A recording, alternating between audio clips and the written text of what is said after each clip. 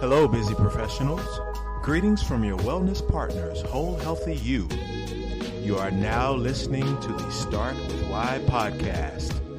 More professionals feel pressure to work even harder, wondering if living a healthier and more balanced lifestyle is even possible. We've been there, and that's why we expose you to experts who've traveled familiar paths, so you have better clarity to make better decisions for better results. Another experience begins in 3, 2.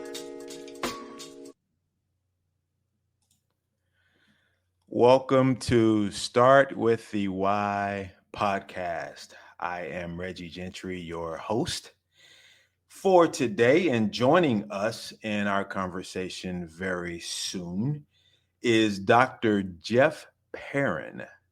He's a board-certified physician with over 20 years experience as a primary care pediatrician in the Raleigh-Durham, North Carolina area. He is a single father to 3 successful young adults.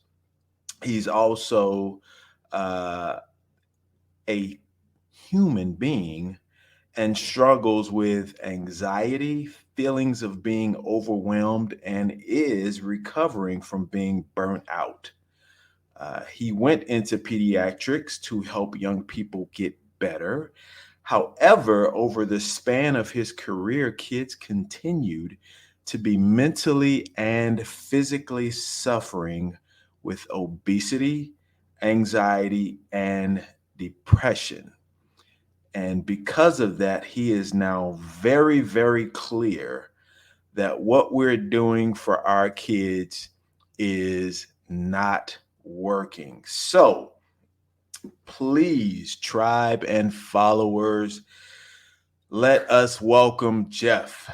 Thank you so much, Jeff, for making time in a busy schedule that I know you have to connect. We've had some very, very interesting conversations leading up to this point, and in true fashion of Start With the Why podcast, I am going to put you on the spot. And please, Jeff, tell us, what's your why?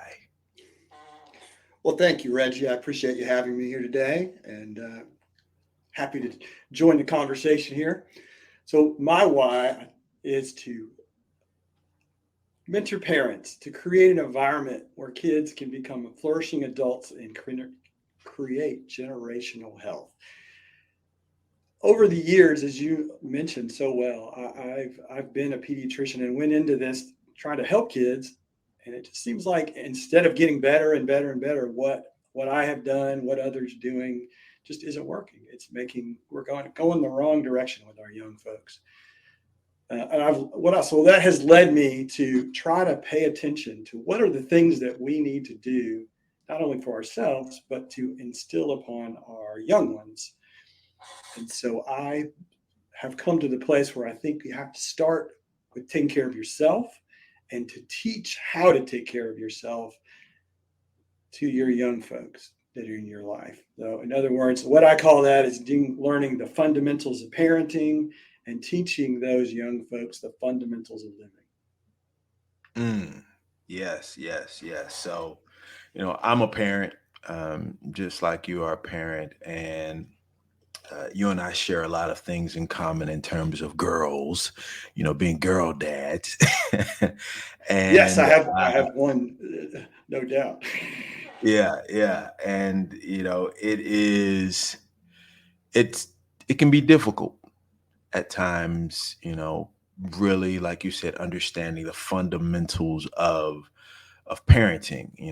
The parents themselves sort of have a set of rules to follow and to relate to your kids, but we all know that the work is done by the kids. So I want to kind of dive into some of the material that you mentioned when you talk about the fundamentals of parenting.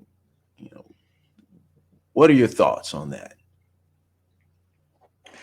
Well, absolutely. So the things about parenting are one is you're never quite really ready, are you? You got to get out there, you jump right in. You got to run with the seat of your pants. But it's important to do some things that can guide you in your day to day life.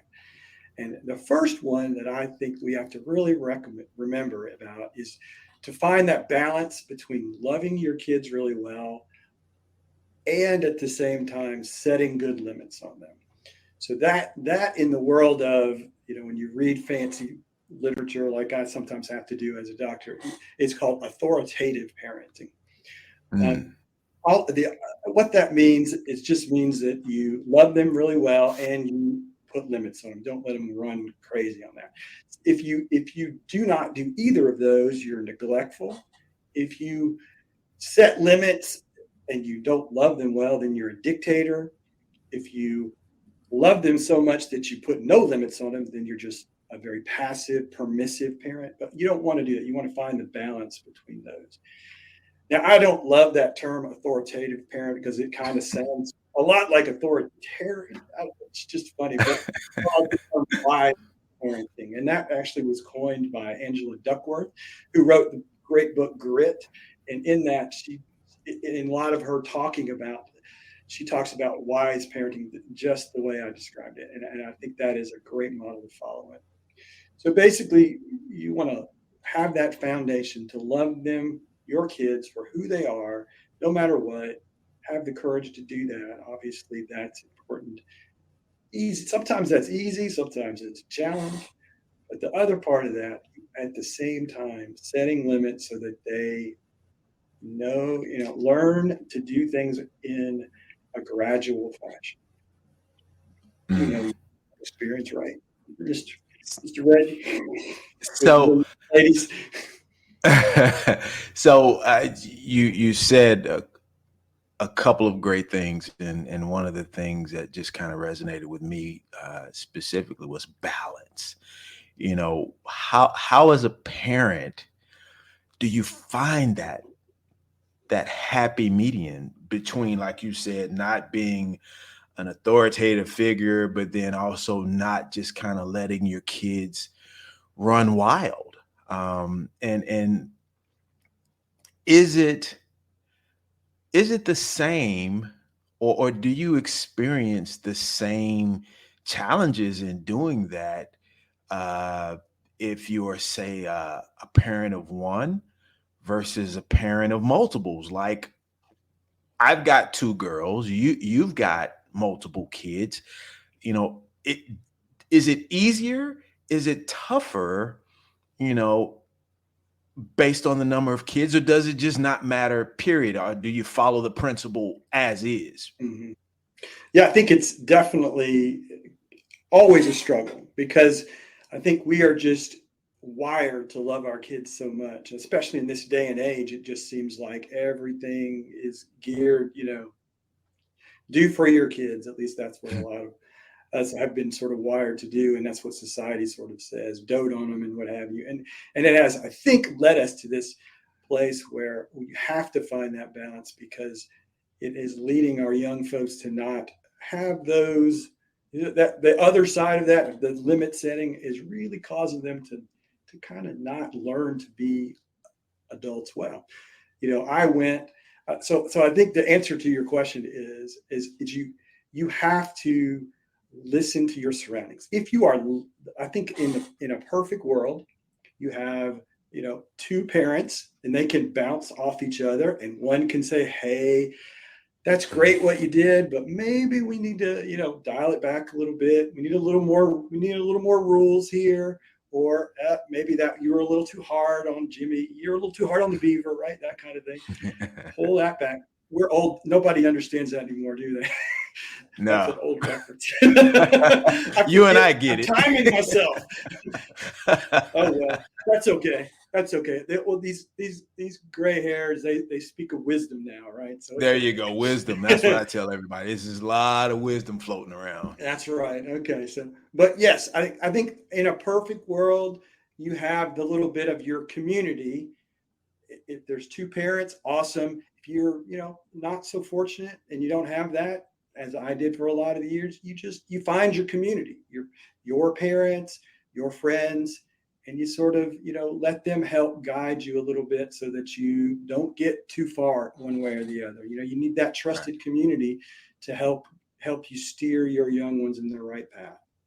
Got you. So let's peel back a few layers of the onion here, because we're All talking right. to the parents here. We're likely not talking to the actual kids, but kids, if you are Yeah, yeah. here listening, thank you for listening to Dr. Jeff and I.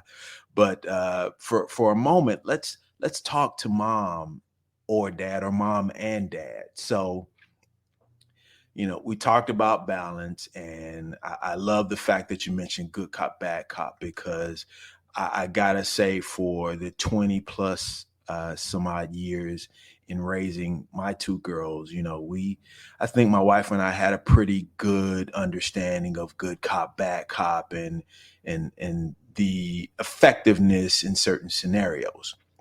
But let me ask you this, as a physician, dealing with a lot of parents, especially as a pediatrician, um, what is a parent to do if, let's say, you've been raising the beef here now for a few years, and the beef is a little heavy tilted to one side or the other?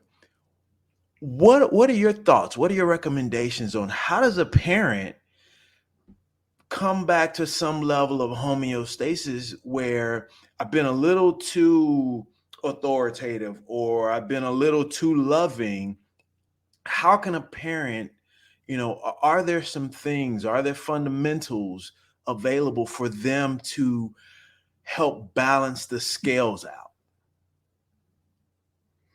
Well, yeah, I think one of the things you got to recognize is that your job as a parent, in and of itself, in the core of it, is to let them go. Right. That is your job in the long term. So as time goes on, you have to kind of recognize that part of this, and this is part of this, what I think is a really important part of being a parent, is to let them mess up a little bit, and that's okay. That's okay for yourself. That's okay for them. That is how they learn. That is how they become an adult. They must mess up here and there. And it doesn't Mm, reflect you as a parent, how good of a job you did.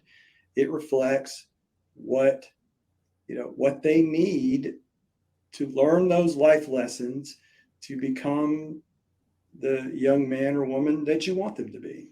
That's just part of the struggle. The obstacles are the way, if you will.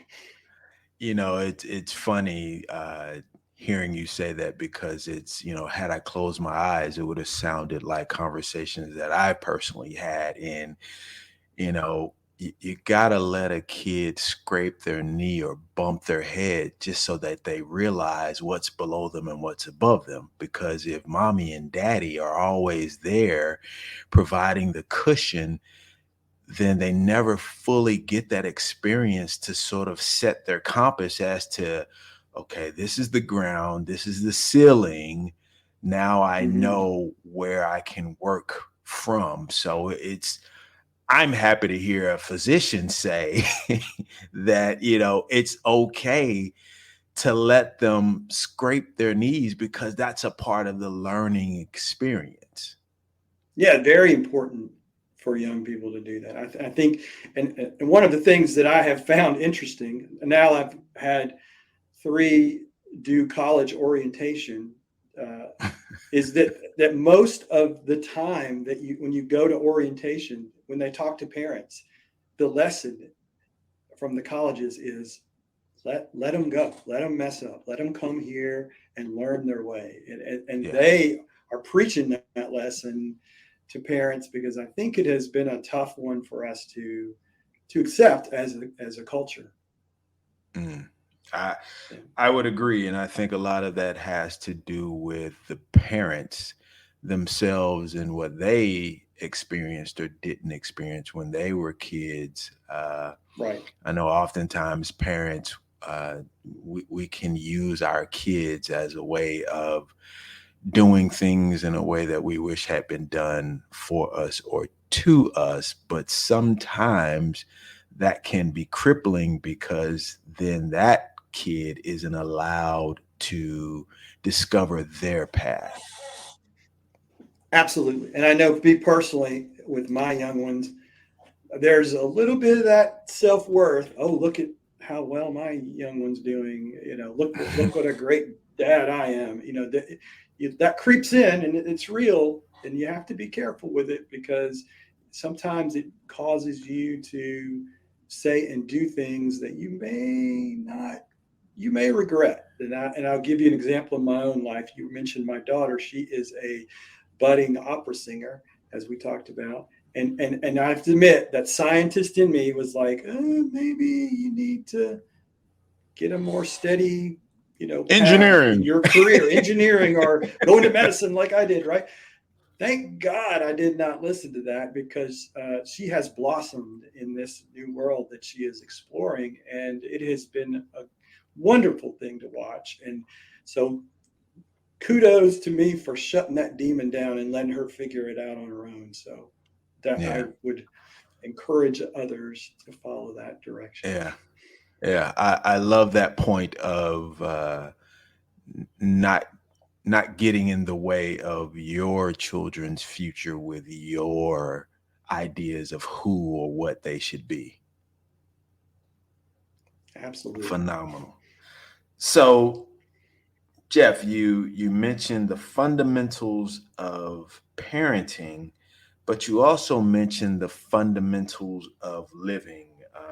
And I know that you have this pretty awesome um, topic of conversation that you shared with me, the 5 things your kids need to be successful that school is not teaching them. And I would love to hear what these 5 things are that these kids need to be successful that school isn't teaching them, because they're kids and they're in school and they're spending a bulk of their time there, and not only time during the day but time throughout the year now, because God, it seems so strange when I look at these school schedules now in comparison to when I was in school. Again, dating myself, we kind of were in school from Labor Day to Memorial Day. Now it seems like school is year round. um, but if kids are in school almost year round and they're in school almost all day, and we're sending them there for 12 plus years, are you telling me that they're likely coming out of there missing 5 particular things that they need to be successful? That sounds kind of, I Well, won't they say may get some of odd. those in there. I got you. No, definitely. So this started. We mentioned earlier about my being burned out, and so I took a little break from practicing for a stint. And during that Hmm. time, I tried to kind of recalibrate and figure out what are the things that I want to instill upon folks. What are the fundamentals of life that keep us functioning as humans? And Hmm. so, sort of thinking about that, I came up with these 5 things, and these are 5 that I start with. There are probably others that we'll come up with in time, but these I think Hmm. are my building block, and I think they're important for parents to teach their young folks. Okay. And they are not always in the classroom, but there could be a part. All right, so let's start with the first one. The first one is Okay. how to sleep. First one is how to sleep, and I use that one as the first one because as a pediatrician, I find that I talk about this issue a lot, and that it is the elephant in the room when it comes to the well-being, our mental and physical well-being. I think it is the foundation upon which all these other foundations rest upon. And you talk about this with young folks, and they say things like, "Oh, I can't go to sleep, or I can't sleep without help, or I only get a few hours sleep and I'm fine." And I really believe that that's not serving them well. I mean, the information in my own personal life and that you read about in the medical literature is that kids need 8 hours of sleep every night, and I'm sure that it is very rare that they're all getting that much. So we need to learn to help to mentor kids, whatever word you like to learn, use to teach them to get that amount of sleep.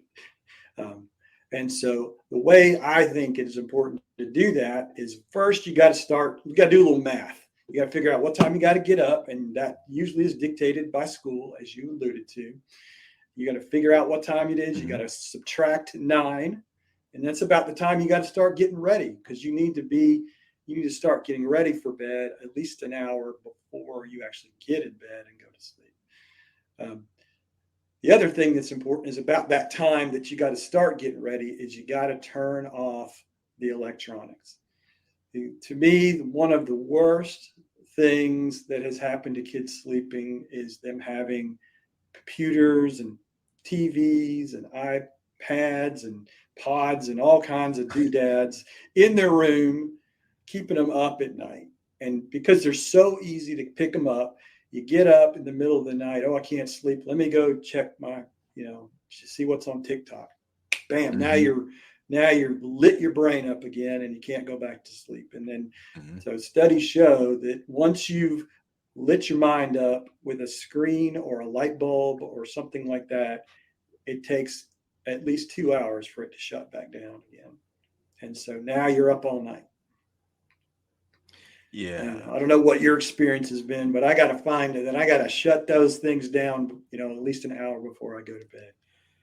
Yeah, it's as you alluded to, the blue screens, they just can create so much chaos and havoc for not only our young kids but for our adults, and just really turn your circadian rhythm into a hamster wheel where you just kind of your brain doesn't know if it's day or night regardless of what it looks like outside.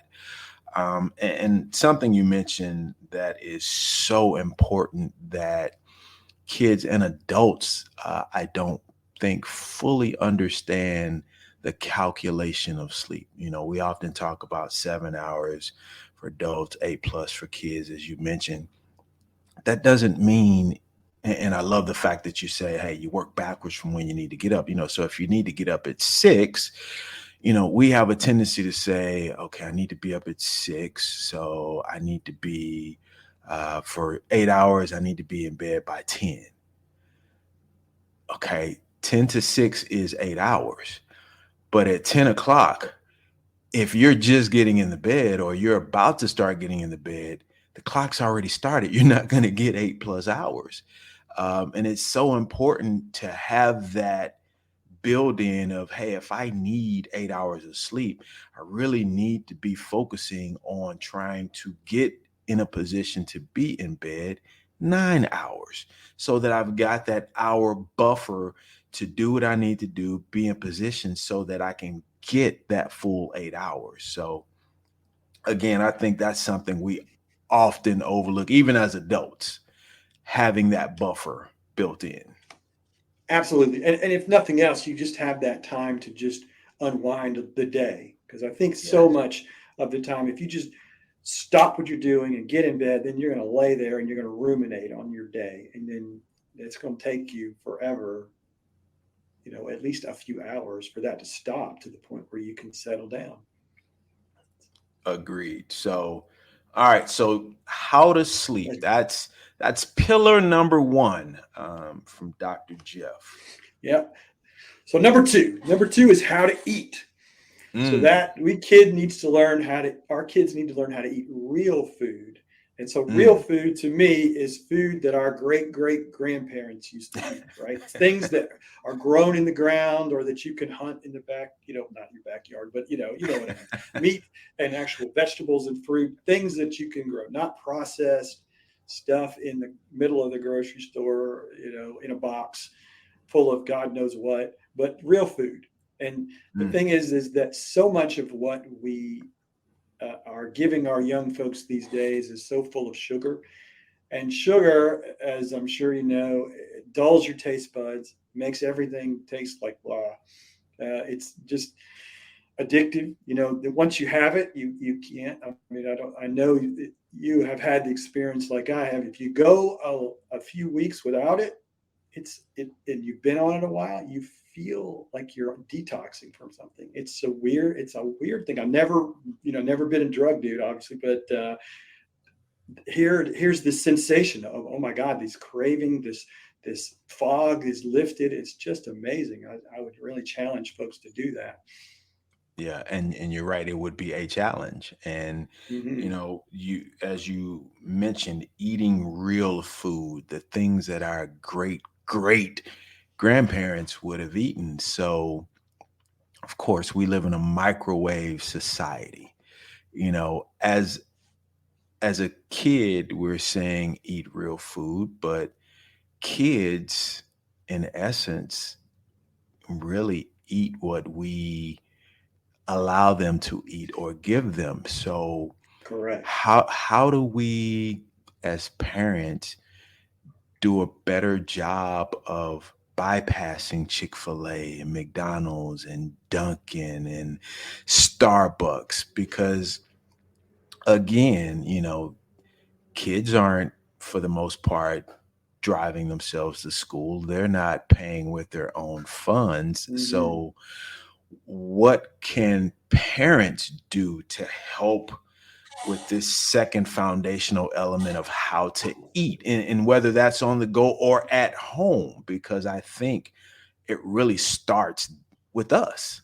Yep, absolutely. So I think twofold, and one is the biggest one is preparation. You Mm, have to be prepared for your week. And so I have found that the best thing you can do is to use the weekends to prepare for the week's meals. So that means, whether that be batch cooking or laying it all out, or doing things ahead of times. I personally love a good crock pot because you can put your stuff in it, you know go to work, come home, and your meal is ready. You don't really have mhm. to do anything, right? You're ready to go. And it's big. If you get a good size one, you can feed your whole family. Or if you're like me and your family's now shrinking, you can fill up little jars and you've got your lunch for the rest of the week after you have your meal, right? So there's a couple things you could do with that. Two is, I think you have to know to buy your willpower at the store, right? Don't buy stuff you don't want your kids to eat. Because if it's not in the Mm, house, they're not going to eat it, right? So you have to yeah. make the choices in the grocery aisle. And hey, maybe even don't take them with you because they're going to be, hey, can I have this? Hey, can I have that? And they're going to want to stick it. Yes. Or they might even stick it in the cart. You didn't even know it was there. That's what mine used to do. Oh yeah, you discover at the checkout. Yeah, who put this in there? So that's probably your second thing, and then probably another good example is to kind of have in your mind places that you want to eat. Like one of the beautiful things about restaurants these days is so many healthy options are coming out. You just have to kind of pick well, right? You just have to choose the right ones. Maybe not go to Chick-fil-A or McDonald's, but if you go to your Kavas, I don't know if you have that where you are, Oh but yeah. those are great. Yeah, those are amazing food, really good for you.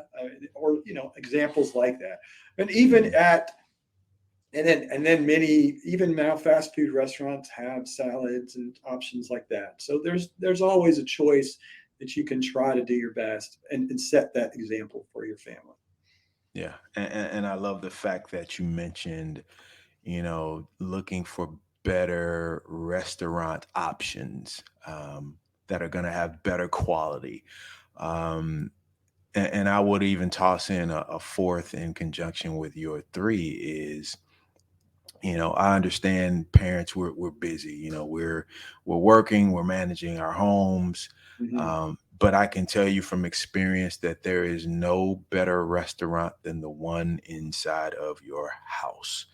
Um, because you know and control the quality of the ingredients that are going into every single meal. And I would challenge any parent to um, understand what it is that you and your kids desire, whether that be pizza, burgers, pasta.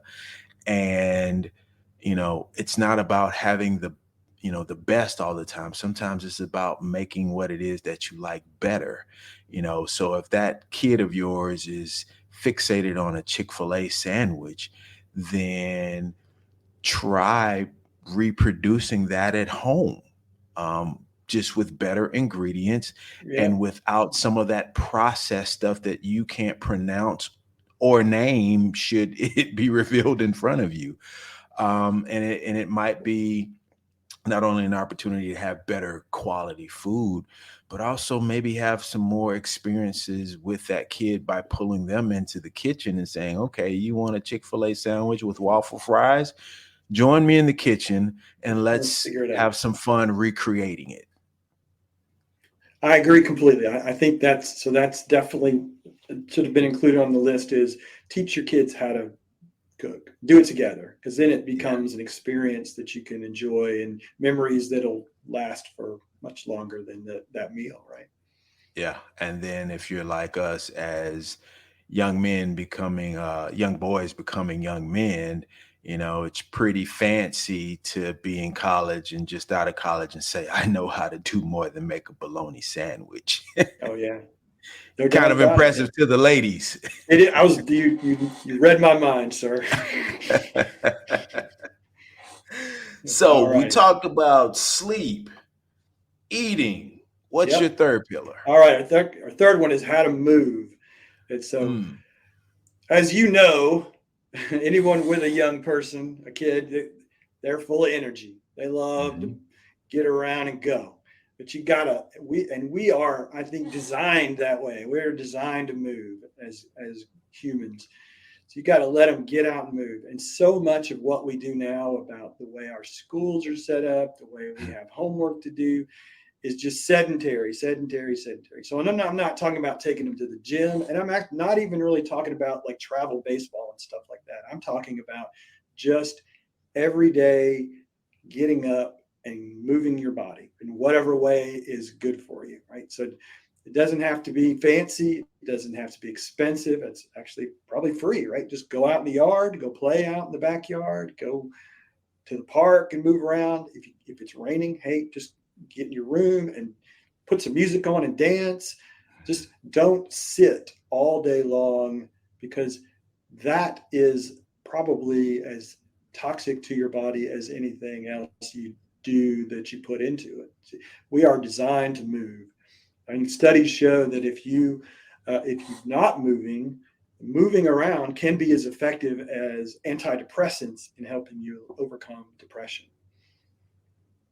Yeah, So that's it's important to get those kids up and moving, and adults yeah, too. But yeah. And again, a lot of that is via example. As parents, we need to make sure that we are being models of what we're asking for.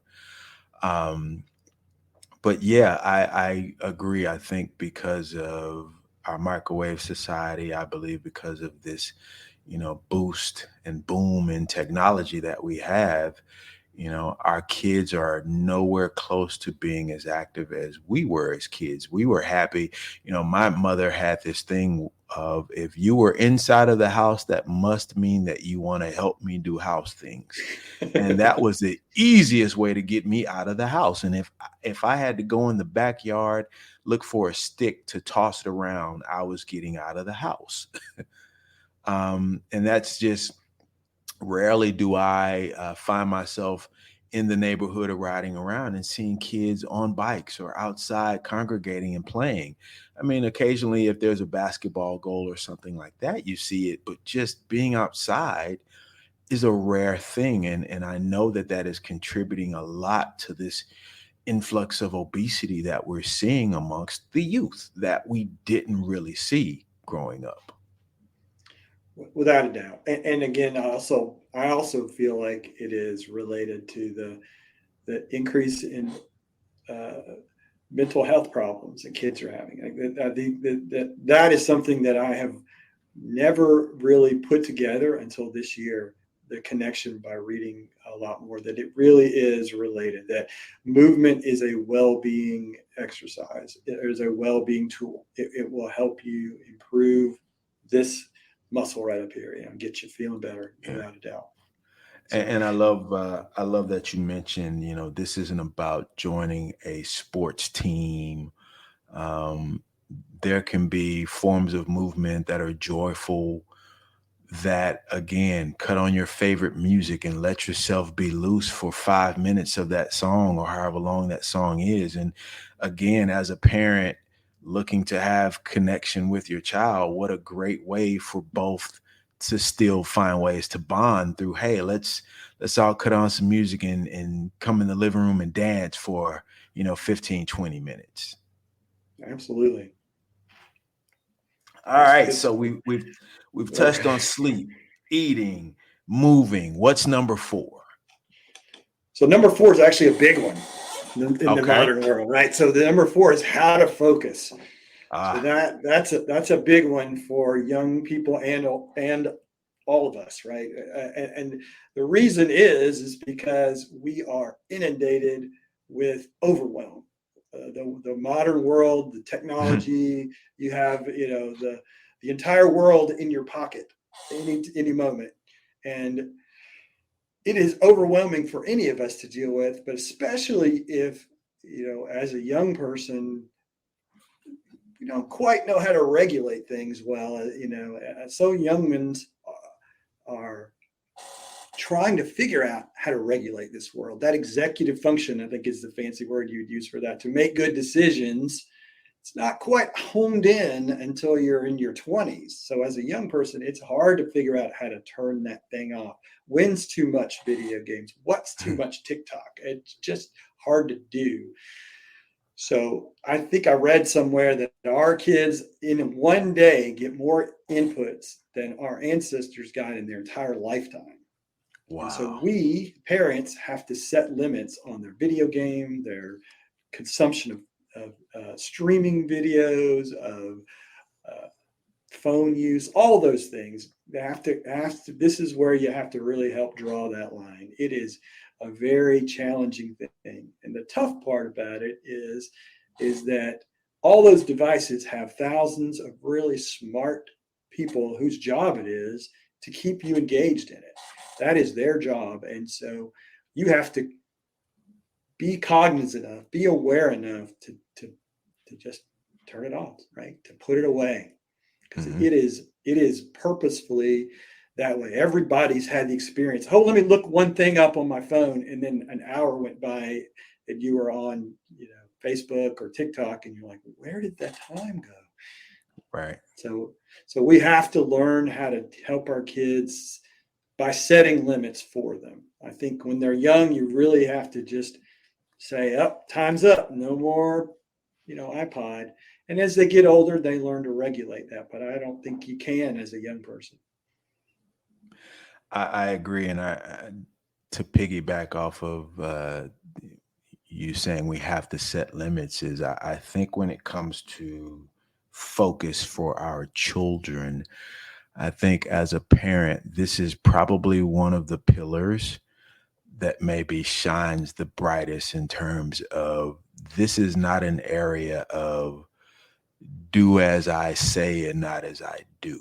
I think as Without a doubt. parents, it becomes very challenging for you to push the beeve into spending less time on TikTok and playing his Game Boy and locking himself in his room on his laptop or his tablet when the beeve is constantly seeing mom or dad do the exact same thing. So I Absolutely. think that focus from a parenting perspective is definitely a two-way street.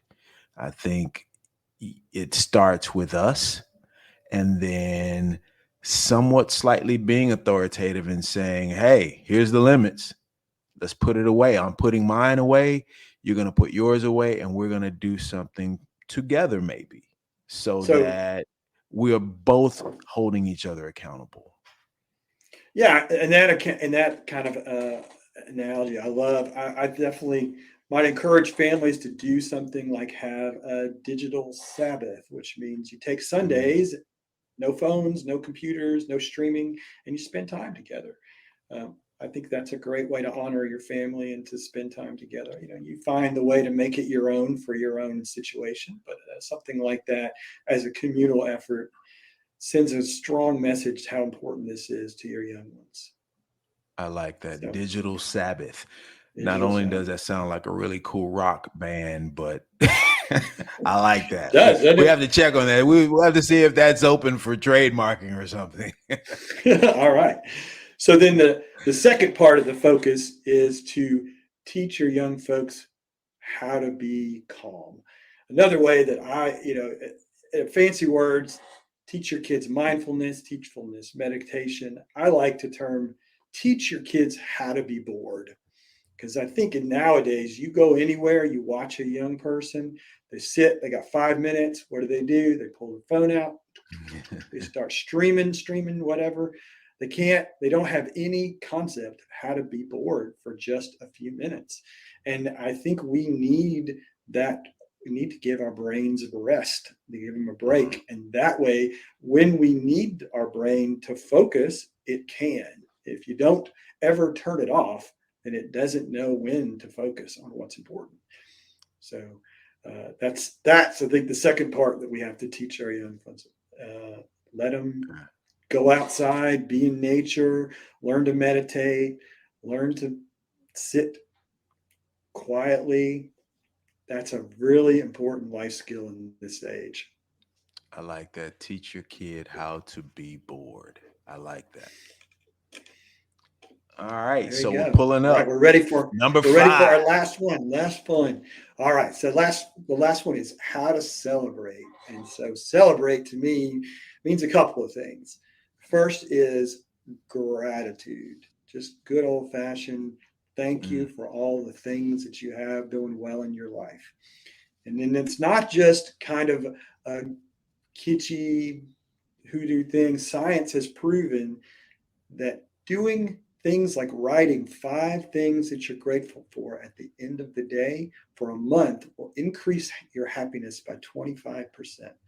So it's hmm. not just something, to be kumbaya. It actually will make you feel better, right? It will bring well being into your life. And it's a pretty simple thing to do at the end of your day. Get yourself a journal or get a piece of paper and just write down 5 things that I'm grateful for, and it should not be a struggle. It can be just as simple as I got through today, or I ate a meal today, or my mom loves me. I mean, it's as simple as that. And that those things matter, to just remember the good things in your life. And so I would also piggyback that with the whole idea that I grew up, my family, I don't know about yours, Reggie, I imagine maybe the same. We used to stop and say grace before meals. Just it doesn't necessarily have to be religious, but just be thankful that you have the ability, you live in a world, and that think of all the people that worked hard to grow the food that you have so that you can eat what is in front of you. So Love that. You dare not pick up a utensil before someone said grace back in my day. yeah, there you go. And then, all right. So the reason these things are important is because we are wired as humans to find the negativity. It's called the negativity bias. So I'll give you an example. If you got let's say, opened your email and you had 99 people send you an email, and 98 of them were all positive. Oh, Reggie, you did such a great job. Thanks very much. But one of those 99 was negative. You stink. How dare you do this? Which one would you pay attention to? Every The time that 98 negative. or the one? Right, the one. So we are Yep. wired that way, which is great. It serves us to keep us aware of the things that might harm us. But in the modern world, it kind of is getting in our way, right? Then you're stuck being negative, and the more you are, it just sort of cycles on itself. And then before you know it, you're depressed, overwhelmed, you can't get out of your funk. You have to Hmm. overcome that by being positive in your life, celebrating the little things that are going well. Even something like, you know, I did my homework. Yes. or I ate my vegetables. Yes. I mean, Hmm. you got to celebrate all of those things to overcome the negativity bias that's in your head. Yeah, and that's awesome because the more time you spend in the social media world we're in, you oftentimes can't discern between the one negative email or the fact that I sent out this social media post and not everyone liked it. Mhm. It's amazing how we are starting to judge our worth and the things that we feel are important to us by the number of likes that we get for it. Absolutely. And I think, Reggie, that, if you want to do this again, we could do a whole podcast on that. That is a topic that is can be unfolded and unfolded and unfolded. So, All right, I'm you taking note. Next podcast, likes. social media. There you go. I'm Yes. with you. So I think the one of the reasons that I wanted to end on that note was to celebrate you and thank you for having me join you today. And so I really appreciate the opportunity to spend some time with you and to share my thoughts with you and your audience and see where things go. Well, first of all, I think we are the ones who are blessed to gain this exposure to your experiences and your expertise because that is what we do here at Start with the Why. And I am thrilled to have had this conversation with you. I mean, we covered a lot of fundamentals of parenting, and I know there's so many of us parents out there with young ones and even not so young ones that we could use our own little village of folks encouraging us. So to hear you kind of walk us through some of these five things that our kids need to be successful, I love the fact that when we kind of went over, sleep and eating and movement and focus and celebrating that not only are those important elements as parents to share with our kids to make sure that they have this solid foundation to become young adults and adults someday. But I think it's also a great reminder for us as parents that, hey, these are also five foundational elements that I need to make sure that I am making a part of my daily routine. So I want to thank you for reminding us of not only things that we could do to potentially better our parenting routine, but also personally, make sure that we are being a good example to those who are watching us, be it our kids or just some random person who's looking at us, because we oftentimes don't know that we are role models for someone. So, thank you for making the time to have this conversation with us. I always enjoy talking to you. It's always great talking to a girl dad because the stories never end. Yes, sir. Yes, sir. All right. Any parting words, nuggets that you can leave with our listeners? Yeah, I think you nailed it. I think that the answer is to be a role model, to take care of the fundamentals of your life first, and then impart those and let your kids absorb because they're watching you, whether they're you know, 5 months old, 5 years old, Hmm. 25 years old, 50 Hmm. years old, they're watching you. Yes, yes. So, Jeff, how can uh, our tribe, our followers, how can the universe connect with you to partake in more experiences with you? So mostly I'm on Facebook at Doctor period Jeff period Perrin, or connect that way. That's the way to connect on there, or Instagram. My uh, coaching website is metiswellness.com. Okay. Awesome. Well, I'm going to definitely make sure that I get all of those contacts from you, and we will share those in all of our media formats. Absolutely. Uh, Thank you, sir.